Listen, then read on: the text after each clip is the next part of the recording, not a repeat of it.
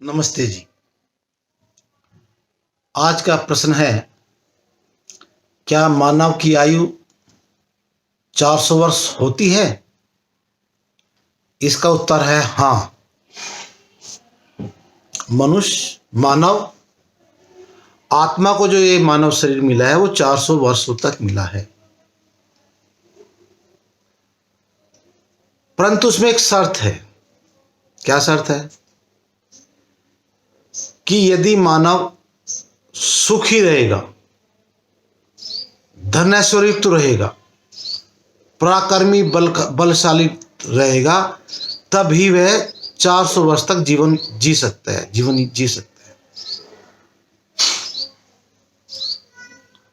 क्योंकि यदि टेंशन में रहेगा, टेंशन में तो बीमार हो जाएगा। बलशाली नहीं रहेगा, बलहीन रहेगा तो भी जिएगा ही नहीं। धन ऐश्वर्युक्त नहीं होगा तो भिखारियों का जीवन जिएगा तो भी नहीं रहेगा। और पराक्रमी इसलिए है कि गलत बात को सहन ना करे और अपना विरोध जरूर जताए। कि न्याय व्यवस्था आजकल सरकार के हाथ में, पर अपनी बात को रखे कि भाई ये गलत हो रहा है। यदि ये गुण रहेंगे, मतलब सुखी रहेगा, धन ऐश्वर्युक्त रहेगा, बलशाली रहेगा, पराक्रमी रहेगा, तो 400 वर्ष तक जीवन यापन कर सकेगा। अब इनके लिए क्या करना पड़ेगा? धन ऐश्वर्युक्त बनने के लिए, क्योंकि जो आज का जो आधुनिक विज्ञान है वो तो अधूरा विज्ञान है। उसने तो हवा, पानी, भूमि सबको प्रदूषित कर दिया है। तो इस वर्तमान के जो आधुनिक विज्ञान है उसके आधार पर 400 वर्ष नहीं जा सकता। और प्रमाण यह है कि 60-70 में आज ढेर हो रहे, और कोरोना से तो फाइल और जल्दी निपटा दी कोरोना की वजह से। तो फिर बने कैसे ये जो धन ऐश्वर्युक्त है, सुख है, बल कैसे बने? बलशाली देखो जी, जो हमारे ऋषियों की परंपरा है, पुरातन परंपरा, वे जो है सभी 300-400 वर्ष जीना उनके लिए आम बात था। क्योंकि परमात्मा का सर्वोत्तम गिफ्ट है ये मानव योनि मिलना।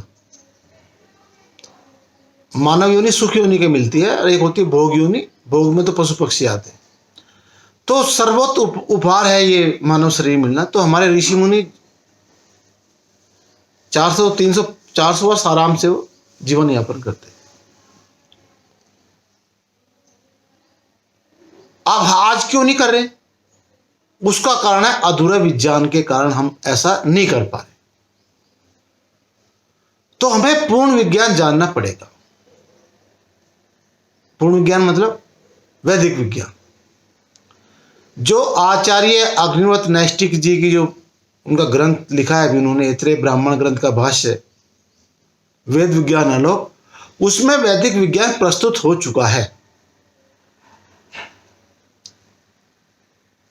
तो क्या करना पड़ेगा? उसमें जो विद्या है, विद्या के आधार पर जो मानव की परिभाषा है, मानव किसको कहते हैं? मानव की परिभाषा है, मानव उसी की बात करो जो सुखपूर्वक 400 वर्ष तक जिएगा, वही है मानव। बाकी तो सब पशु पक्षी में गिनती आएगी। यदि कोई 60 वर्ष में जी रहा है तो मानव नहीं है वो। 60 वर्ष में मृत्यु हो रही, 70 वर्ष में, मानव नहीं है वो। मानव तो क्या है, 400 वर्ष तक जिएगा। 300, 400, 100 तो कम, 400 वर्ष तक आयु दी है तो पूरा का पूरा। भाई जब 100 नंबर का पेपर होता है उसमें 33 नंबर पर पास होते हैं,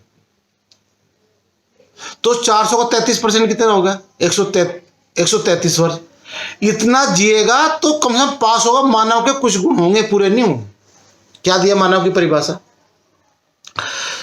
जो किसी पदार्थ को जो का तो जानकर उसका उपयोग करेगा, इस तरह करेगा जिससे समस्त प्राणी जगत का कल्याण हो।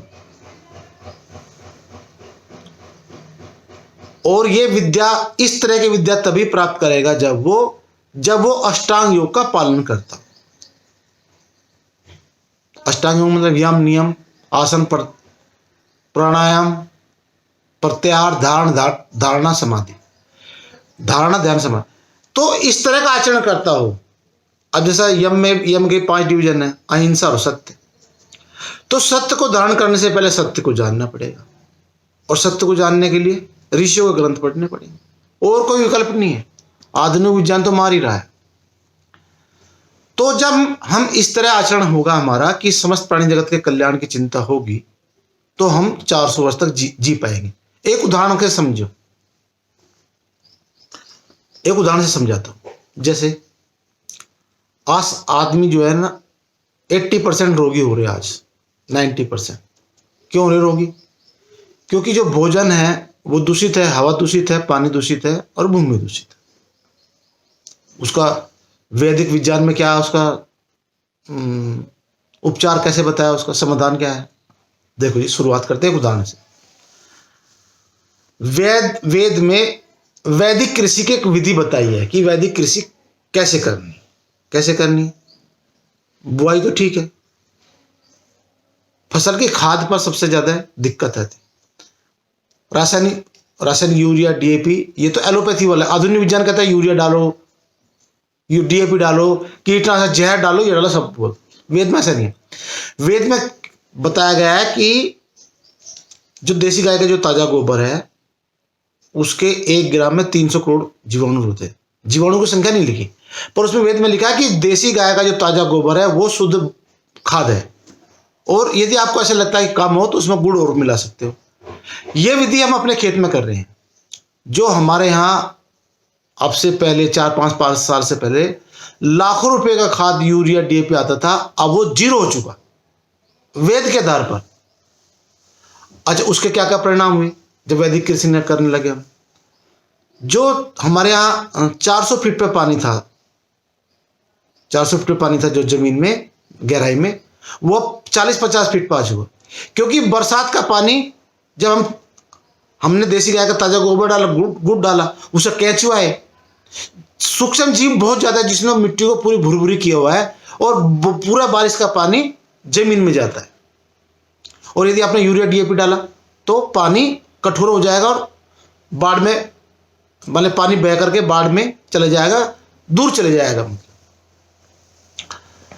अब इसमें पानी भी वही है आपका। जो मेरे यहाँ ट्रैक्टर बड़े बड़े लगते थे, अब मेरे यहाँ जो 60 हाथ वाले ट्रैक्टर लगते थे, अब 15 HP का काम कर रहे हैं। जमीन इतनी मुलायम हो चुकी है।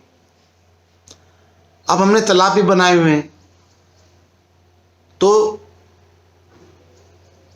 यदि आपका वाटर लेवल ऊपर है, एक 10 HP का जो मोटर है, 10 हार्स पावर का, यदि 300 फीट से पानी खींचोगे तो देगा 10,000 लीटर, और यदि 30 फीट से खींचोगे तो देगा 1,00,000 लीटर।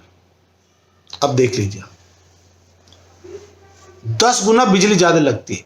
10 गुना बिजली ज्यादा लगी।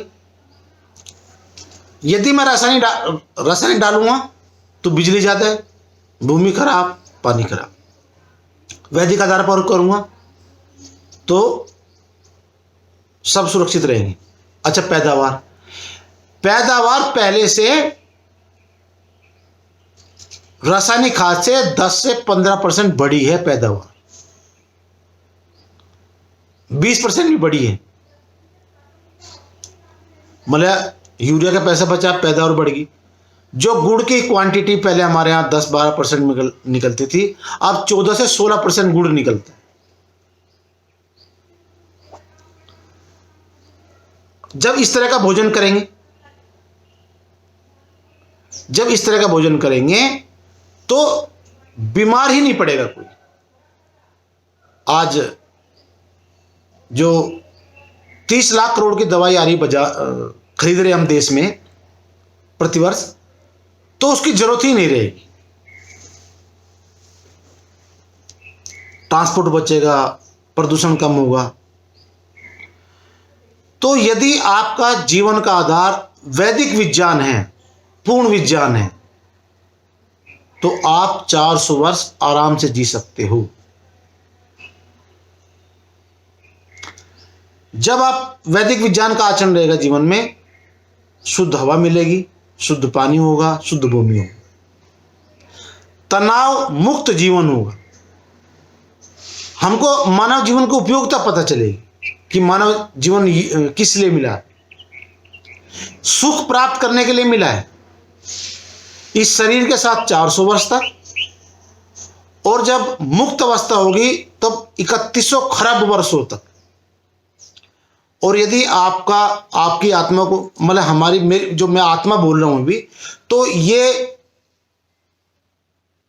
पूरा विज्ञान नहीं जाना, इसने वैदिक विज्ञान नहीं जाना, 400 वर्ष तक नहीं जिया, तो फिर इसको बार बार जन्म लेना पड़ेगा। मुक्त अवस्था में भी 3100 खरब वर्षों तक दोबारा फिर जन्म लेना पड़ेगा। ऐसा नहीं है कि मुक्ति हमेशा के लिए मुक्ति नहीं होती, पर कितनी लंबी आयु है कि उतने वर्षों तक आपको सुख ही सुख होगा। तो मैंने खेती का एक उदाहरण दिया, एलोपैथी का देता हूं। चलो, मैं एलोपैथी में दांत के जो कितने सैकड़ों मेडिकल कॉलेज खुले हुए हैं दांत के उपचार के लिए, वो दांत को ठीक नहीं कर सकते, केवल बिगाड़ सकते हैं, कुछ नहीं कर सकते। क्योंकि दांत एक बार जो परिपक्वता हो गई, उसमें कोई भी घटोतरी बढ़ोतरी नहीं होती। हाँ, घट तो सकता है यदि भाई कीड़े लग गए, ये लग गए, और जो पेस्ट करते हैं उससे जहर जाता है, इसकी जो दांत की जो परत होती है ठंडा गर्म वाली, वो सत्यानाश कर देती है। जो बाजार में जो पेस्ट करते हैं, जो बाजार, नीम के दातुन से हमको उपयोग, नीम की दातुन, यदि आपने नीम के दातुन से भी दांत साफ किए तो आपके जो दांत है 400 वर्ष तक सुरक्षित रहेंगी। तो कहने का मतलब है, यदि आपके जीवन का आधार वैदिक विज्ञान है, तब आप 400 वर्षों तक आयु पूर्ण कर सकते हो, इसमें कोई संशय वाली बात नहीं है। और अधिक जानकारी के लिए मेरी पुस्तक आत्मनिर्भर पढ़ें, और पूर्ण विज्ञान के लिए वेद विज्ञानालोक ग्रंथ जो आचार्य अग्निहोत्र नैष्ठिक जी ने लिखा, उसको पढ़े। बहुत बहुत धन्यवाद। नमस्ते जी।